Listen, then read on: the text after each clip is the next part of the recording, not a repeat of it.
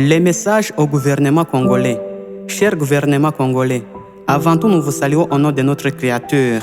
Bonjour. Asseyons-nous dans la salle de séjour pour un petit dialogue à propos de notre retour, en vue de rendre léger ce qui était lourd. Cher gouvernement congolais, à travers ces poèmes, écoutez ces messages, envoyés par tes citoyens qui rejoignent leur village. Vraiment, nous sommes déçus d'être appelés réfugiés. Cependant, nous avons parcouru un long trajet, provenant de cet endroit où on ne peut pas bouger. Malheureusement, au lieu de nous accueillir, vous nous appelez des étrangers. Vraiment, cette appellation nous a beaucoup rongés, car ça a provoqué beaucoup de dangers.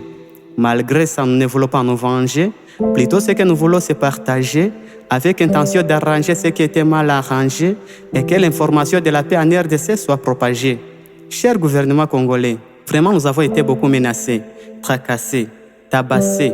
Voici que nous sommes déjà cassés. Nous avons longtemps patienté, mais c'est assez.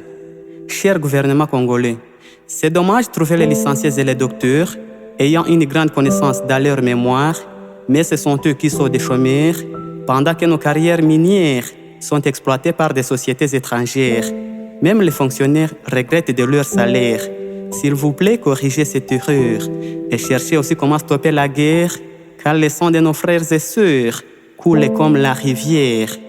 Cher gouvernement congolais, nous, les citoyens de la nationalité congolaise, avons pu créer l'armée révolutionnaire congolaise avec objectif de sauver la population congolaise et chercher la paix pour toute la région congolaise. Tout à l'état contre le non-respect de la Constitution, la corruption dans l'administration, des promesses sans réaction, l'oppression de la population, l'insécurité, la malhonnêteté, tout causant la pauvreté. En général, nous luttons contre toutes les caprices qui démolissent notre RDC.